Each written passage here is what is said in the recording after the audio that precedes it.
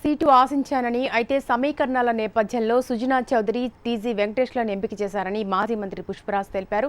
తాను రాజ్యసభ సీటు ఆశించిన మాట వాస్తవమేనన్న పుష్పరాజ్ పార్టీలో ఎక్కువ కాలం ప్రతిపక్షంలోనే ఉన్నానని స్పష్టం చేశారు.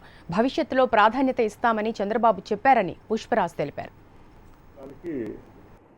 మరి ముఖ్యంగా ఎస్సీ సామాజిక వర్గాలకు ఇప్పుడు దాకా కూడా రాజ్యసభ స్థానాన్ని కేటాయించడం జరగలేదు.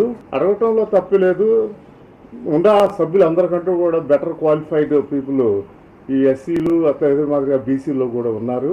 నాకైతే అధికారంలో ఉండటం అనేది కొత్త, కానీ ప్రతిపక్షంలో కొనసాగటం అనేది నాకు వెనతో పెట్టిన విద్య. ఎందుకంటే మేమంతా కూడా కాంగ్రెస్ ఇతర రాజకీయాల్లో నుంచి పాలిటిక్స్లోకి వచ్చిన వాళ్ళం.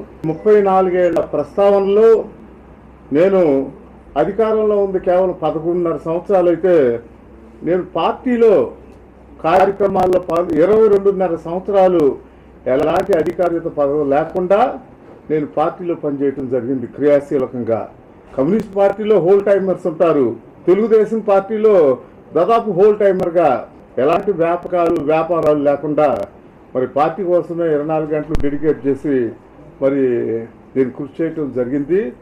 మరి అందుకని అధికారంలో ఉండటం కొత్త, కానీ అధికారం లేకుండా ఉండటం నాకు అలవాటే. దాంట్లో ఫీల్ కావట్లేదు. కాబట్టి ఈ బలహీన వర్గాలకి ఇస్తే బాగుండేదనే అభిప్రాయం మాత్రం నాకుంది.